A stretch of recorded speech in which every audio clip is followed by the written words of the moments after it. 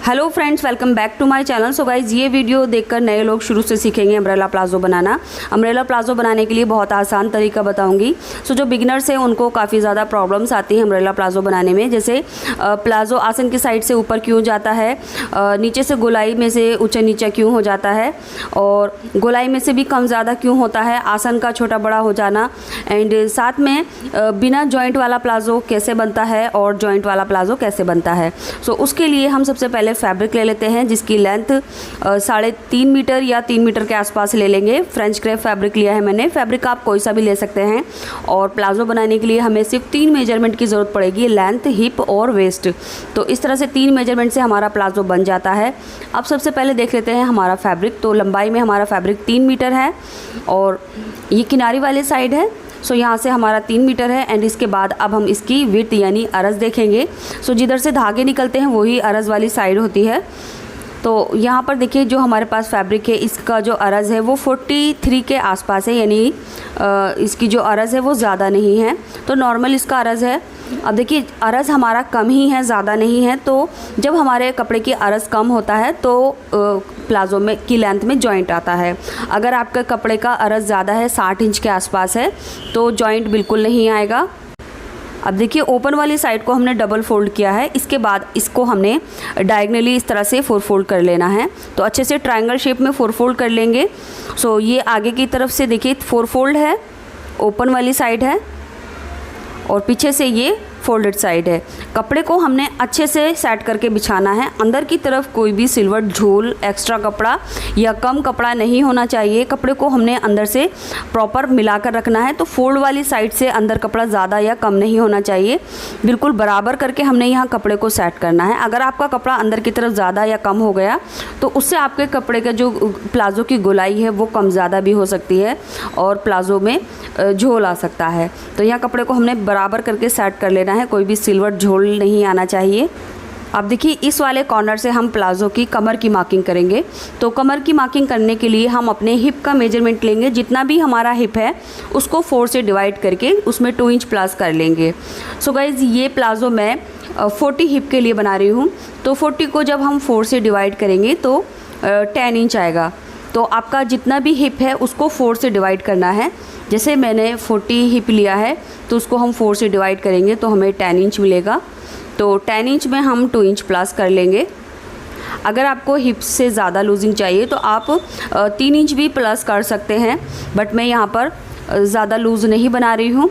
तो उसके लिए सिर्फ मैं 10 इंच में 2 इंच प्लस करूँगी, जो हो गया 12 इंच।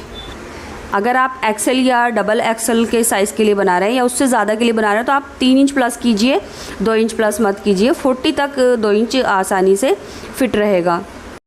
सो देखिए यहाँ पर 12 इंच आया है। अब 12 इंच को, इंच टेप को हमने इस तरह से इस कॉर्नर पर गोलाई से रखना है। सो यहाँ पर गोल करते हुए इंच टेप को हम इस तरह से रखेंगे एंड ओपन वाली साइड से एक मार्क कर देंगे इस तरह से। अब यहाँ पर जो भी लेंथ आई है इंच टेप को हमने नीचे साइड से पीछे की तरफ घुमाना है। तो इंच टेप बिल्कुल सीधा रखेंगे और जो भी लेंथ आई है उसमें नीचे इस तरह से मार्किंग करेंगे। सो यहाँ पर हमने 12 इंच की गोलाई पर ही मार्क किया है तो ये 12 इंच ही आएगा। तो स्टार्टिंग में हमने मार्किंग को डॉट डॉट करके करना है। अब देखिए ये हमारी मार्किंग हो गई है। इसके बाद इसको हम अच्छे से डार्क कर लेंगे। सारी मार्किंग को एक साथ मिला लेंगे इस तरह से। इसके बाद देखिए आप प्लाजो में जो लास्टिक डाल रहे हैं उसकी चौड़ाई देख लीजिए। जितनी भी चौड़ाई डाल रहे हैं आप इस मार्किंग से उतना ही आप ऊपर की तरफ रख सकते हैं। जैसे 1.5, 2, 1 इंच जितनी भी चौड़ाई इलास्टिक की है उतना ही आपको ऊपर निकाल देना है। मैं 1 इंच चौड़ी इलास्टिक लगा रही हूँ तो उसके हिसाब से मैंने यहाँ 1 इंच ऊपर निकाल दिया है। और जितना भी हमें रेडी प्लाजो चाहिए बस उतने पे ही मार्क करेंगे। लगभग 38 पर मार्क किया है मैंने। अब ऊपर कॉर्नर पर इंच टेप रखेंगे और लगभग 53 इंच की लेंथ पर मेरा मार्क आया है। अब 53 इंच की लेंथ पर हमने नीचे से इंच टेप को इस तरह से घुमाना है और ऊपर कॉर्नर से इंच टेप नहीं हटाना है। जहाँ हमने फर्स्ट टाइम रखा था वहीं रखेंगे और बस इसी तरह से हम कर्व शेप में मार्किंग आगे की तरफ करते जाएंगे।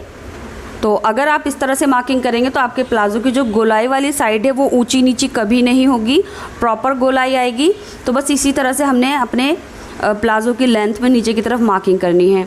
तो 53 इंच टोटल लेंथ आई है मेरी। अब देखिए जो हमने ये डॉट डॉट करके मार्किंग की है इन सभी मार्किंग को एक दूसरे के साथ इस तरह से मिला लेंगे, यानी डार्क कर लेंगे। इसके बाद यहाँ नीचे की तरफ आप देख सकते हैं ऊपर साइड से 2 लेयर कम है। जो ये 2 लेयर कम है यहीं से हमारे प्लाज़ो की लेंथ में जॉइंट आएगा। सो यहाँ देख सकते हैं आप, ये किनारी वाली साइड है एंड जिसका लेंथ है वो लगभग 10.5 इंच का इसमें जॉइंट आएगा, क्योंकि हमारे कपड़े का जो अरज़ है वो कम है। अगर अरज़ ज़्यादा होता तो ये जॉइंट बिल्कुल नहीं आता। सो मार्किंग हमारी कंप्लीट हो चुकी है। इसके बाद इसी मार्किंग पर हमने कटिंग कर लेनी है। इस तरह से सेंटर में एक नॉच भी लगा लेंगे इस साइड से। अब देखिए आगे की तरफ जो ओपन वाली साइड है यहाँ पर 2 किनारी हैं, इसको भी किनारियाँ इसकी दोनों कट कर लेंगे। ये किनारियाँ हमें कट कर लेनी है बिकॉज़ ये जो टाइट वाला पार्ट है इसको हम निकाल देंगे। इससे हमारी जो सिलाई है वो ऊपर की तरफ खींचेगी नहीं और प्लाज़ो की जो लेंथ है इनर वाली साइड से वो भी ऊपर की तरफ नहीं उचकेगी और आसन की साइड से जो प्लाज़ो ऊपर जाता है वो भी नहीं जाएगा, क्योंकि किनारियाँ जो होती हैं वो सुकड़ी हुई होती हैं, टाइट होती हैं, उसकी वजह से अंदर की तरफ से प्लाज़ो उचक जाता है। तो देखिए यहाँ से हमने कटिंग कर ली। अब ये बचे हुए फैब्रिक से हम डबल फोल्ड है, अब इस फैब्रिक से हम अपनी प्लाज़ो की लेंथ में जॉइंट डालेंगे। तो कपड़े को हमने इस तरह से रखना है, जितना ज़्यादा यहाँ नीचे की साइड से ज़्यादा फैब्रिक है ये किनारी इसको निकाल देंगे और यहाँ से इसको मिलाकर रखेंगे। तो चौड़ी वाली साइड फैब्रिक की हमने इस तरफ रखी है और पतली वाली साइड उधर रखी है। यहाँ पर हमने आधा इंच ऊपर की तरफ चढ़ा कर रखा है जो इसका सीमिंग अलाउंस है।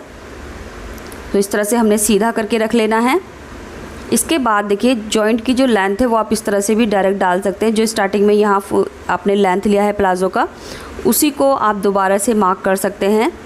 सो आगे तक इसी तरह से आपको मार्किंग कर लेनी है, या फिर आप चाहें तो इसको डायरेक्टली इस तरह से भी मार्क कर सकते हैं। जब हम यहाँ पर हैंड रखेंगे तो टच करने से फील हो जाएगा कि नीचे का फैब्रिक कहाँ पर है, तो उसी को टच करते हुए हम ये मार्किंग डॉट डॉट करके कर लेंगे। तो मैं डायरेक्ट आपको ऐसे ही करके दिखा रही हूँ। जब हम फिंगर से टच करते हैं तो यहाँ पर फील हो जाएगा कि नीचे फैब्रिक कहाँ पर है। तो लीजिए बिल्कुल हमने मार्किंग वहीं की है जहाँ तक हमारा नीचे फैब्रिक है। सो इस तरह से हमने मार्किंग कर ली है। अब हमने ये कटिंग कर लेनी है, तो ये 2 जॉइंट हमारे कट हो जाएंगे। सो फ्रेंड्स, उम्मीद करती हूँ आपको ये समझ आ गया होगा कि प्लाज़ो में जॉइंट क्यों आता है और क्यों नहीं आता। अगर आप प्लाज़ो के लिए कपड़ा ले रहे हैं उसकी विड्थ ज़्यादा लेंगे तो आपके प्लाज़ो में जॉइंट बिल्कुल नहीं आएगा। लगभग आपको 60 इंच के अराउंड कपड़े का अरज़ लेना है, लेकिन अगर आपको 40-44 के आसपास आपका विड्थ है कपड़े की तो जॉइंट ज़रूर आएगा। तो देखिए ये जॉइंट अभी एक तरफ से जुड़ा हुआ है, फोल्ड है, तो इसको हम सेंटर में से कट कर लेंगे और इसके 2 पार्ट बना लेंगे। तो ये 2 जॉइंट हमारे एक ही साइड में आने हैं। तो ये जो साइड है वो हम अपने पीछे की तरफ करेंगे पहनते हुए। अब इनको जॉइंट को हमने देखिए डालना कैसा है, जो जॉइंट की सीधी वाली साइड है वो हम यहाँ किनारे पर रखकर सिल देंगे इस तरह से। तो मैं यहाँ पर पिन लगाकर इसको सिक्योर कर देती हूँ, सिलते टाइम आसानी रहेगी। अब देखिए जो जॉइंट है वो हमने फैब्रिक की एक ही साइड में डालना है। मैंने कपड़े को ओपन किया है, अब ये इस साइड में आया है ऊपर की तरफ, एंड जो दूसरा वाला जॉइंट है वो इसके ऊपर इस तरह से आएगा। तो इस तरह से आपको ध्यान से डालना है ये जॉइंट, कपड़े की एक ही साइड डालना है। और अगर आप इधर उधर कर देंगे तो आपका एक जॉइंट आगे आ जाएगा और एक जॉइंट पीछे चला जाएगा। तो ये चीज़ आपको अच्छे से ध्यान रखनी है। अब यहाँ पर हमने सिलाई लगा देनी है 1/2 इंच के दबाव पर। सिलने के बाद ये कुछ इस तरह से आ जाएगा, एंड इसी तरह से दूसरे वाले जॉइंट पे भी हमने 1/2 इंच के दबाव पर सिलाई लगा देनी है। सो दोनों जॉइंट हमने इस तरह से एक साथ लगाने हैं। इसके बाद देखिए हमने आसन की लेंथ का मार्क करना है। तो आसन के लिए हम उतना ही लेंगे जितना हमने कमर के लिए लिया था। तो यहाँ पर मैंने 12 इंच पे लिया था। अब जितना कमर के लिए लिया है उतना ही हम आसन के लिए लेंगे। अब बात आती है आसन के छोटे बड़े होने की। अगर आपको प्लाज़ो का आसन ज़्यादा लंबा चाहिए तो आप 12 इंच पर इसी तरह से डायरेक्ट मार्क कर सकते हैं, और अगर आपको थोड़ा फिट चाहिए तो 1 इंच ऊपर निकाल कर 12 इंच पर इस तरह से मार्क कर सकते हैं। तो मैंने आसन थोड़ा सा लूज़ रखा है तो इस तरह से मार्क किया है 12 इंच पर।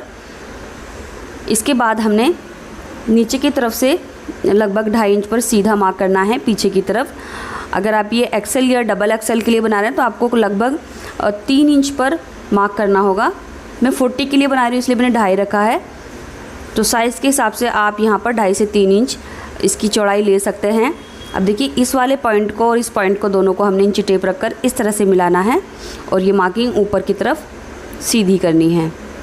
इसके बाद देखिए यहाँ हमने गोलाई देनी है, और ये जो गोलाई देनी है वो ध्यान से देनी है, ज़्यादा गहरी नहीं देनी है अंदर की तरफ, ये गोलाई हल्की सी देनी है। अगर आपने गहराई ज़्यादा दे दी तो आपका आसन जो अंदर वाली फिटिंग वाली साइड है वो भी ऊपर की तरफ खिसकेगा उसी की वजह से। तो ये लगभग मैंने 1.5 इंच के क्रॉस पर गोलाई दी है। सो गाइस, इस चीज़ को आपको ध्यान रखना है कि जो आपको ये आसन की गोलाई देनी है वो ज़्यादा गहरी नहीं देनी, हल्की सी देनी है। अगर आपने ज़्यादा गहरी गोलाई दे दी तो फिटिंग वाली साइड से आपका प्लाज़ो ऊपर की तरफ जाएगा। अब देखिए इसको स्टिचिंग के लिए क्या करना है। सबसे पहले हम इसको ओपन कर लेंगे, और ये जो जॉइंट हैं इन जॉइंट को हमने इसी तरह से सिल लेना है जिस तरह से पिन लगाई है। इस तरह से इसकी अंदर वाली साइड राइट साइड है और रॉन्ग साइड बाहर की तरफ है। जॉइंट लगाने के बाद हम इसके दोनों क्रॉस सिलेंगे। तो ये डबल फोल्ड है, दोनों को आसन की साइड से बराबर मिलाकर रखेंगे, और यहाँ से दोनों साइड से 1/2 इंच का दबाव लेकर दोनों आसन को हमने सिल देना है। तो देखिए प्लाज़ो की लेंथ में जो 2 जॉइंट आए थे वो भी हमने सिल लिए हैं, और आसन की दोनों साइड से 1/2 इंच के दबाव पर सिलाई भी लगा ली है। तो देखिए ये हमारा जो जॉइंट वाली साइड है उसकी राइट साइड अंदर की तरफ है और रॉन्ग साइड बाहर की तरफ है, और दोनों जॉइंट एक ही तरफ आएंगे। इसके बाद हमने इसकी बेल्ट बनानी है। सो बेल्ट बनाने के लिए इसको सबसे पहले हम इस तरह से जहाँ से हमने नॉचेस लगाए थे सेंटर के, उसको पकड़कर ओपन कर लेंगे, और इसमें हमने जो बेल्ट बनानी है उसके लिए हमने फैब्रिक लेना है। अब देखिए फैब्रिक मैंने वही कट किया है जो कमर की साइड से हमारा ट्रायंगल पीस निकला था, तो उसी में से मैंने ये फैब्रिक पट्टियाँ कट करके जॉइंट डाल लिया है। एंड इस जो पट्टी की चौड़ाई है वो मैंने 3.5 से 4 इंच ले ली है। तो यहाँ पर मेरी इलास्टिक 1 इंच चौड़ी है तो मैंने 3.5 इंच ले लिया है। अब इसकी जो लंबाई रहेगी वो अपनी कमर के हिसाब से रहेगी, जितनी भी कमर की गोलाई है, और एक्स्ट्रा पट्टी हम कट कर देंगे। अब इस पट्टी की राइट साइड हमने प्लाज़ो की रॉन्ग साइड में रखनी है इस तरह से, और 1/2 इंच का दबाव लेकर पूरी कमर की गोलाई में इसको सिल देना है। एंड इसके बाद एक्स्ट्रा पट्टी कट कर देंगे और इसमें जॉइंट डालकर इसको सिल देंगे। सो कमर की साइड से जब ये पट्टी सिल जाएगी इसको हम राइट साइड में टर्न करेंगे, नेफा खोलते हुए इसमें इलास्टिक इंसर्ट कर देंगे। इसके बाद अब हमने इसमें जो इसकी इनर वाली साइड है ये वाली, इसके दोनों फैब्रिक को बराबर मिलाकर रखेंगे, और यहाँ 1/2 इंच का दबाव लेकर इसमें सिलाई लगा देंगे। सो क्रॉच के सामने से अच्छे से बराबर मिलाकर रखना है। एंड इसके बाद जो प्लाज़ो का हमारा घेरा है इसको हम 1/4 इंच डबल फोल्ड कर देंगे। सो आप चाहें तो यहाँ फोल्ड भी कर सकते हैं मशीन से, या फिर पिको भी करा सकते हैं, बट मैं इसमें पिको कराऊंगी। एंड इसके बाद ये हमारा जो अम्ब्रेला प्लाज़ो है वो बिल्कुल रेडी हो जाएगा। सो फ्रेंड्स, इसी के साथ ये हमारा अम्ब्रेला प्लाज़ो रेडी हो गया है। एंड इस प्लाज़ो के साथ ही मैंने डिज़ाइनर कुर्ती बनाई है। इसका वीडियो मैं अपने दूसरे चैनल पर पोस्ट कर चुकी हूँ, जिसके लिंक मैं आपको इस वीडियो के डिस्क्रिप्शन बॉक्स और पिन कमेंट में दे दूँगी, तो आप ये कुर्ती का वीडियो देख सकते हैं। इस कुर्ती पर मैंने सेविंग मशीन से यानी सिलाई मशीन से एम्ब्रॉयडरी की है, mirror work and zari work. So अगर आपको ये कुर्ती नेक डिज़ाइन और स्लीव डिज़ाइन पसंद आया तो वो वीडियो भी आप ज़रूर देख लेना। एंड यहाँ बात कर लेते हैं अपने अम्ब्रेला प्लाज़ो की। सो आप देख सकते हैं प्लाज़ो को जो फ्लेयर है वो कितना ज़्यादा है। एंड नीचे से गोलाई की साइड से बिल्कुल बराबर है, इसके बाद साइड से भी नहीं लटक रहा और अंदर की तरफ से भी नहीं उचक रहा है। तो इसी के साथ हमारी वीडियो कंप्लीट होती है। मिलते हैं अगले वीडियो में कुछ नए आइडियाज़ के साथ। तब तक के लिए bye, take care, thanks for watching this video.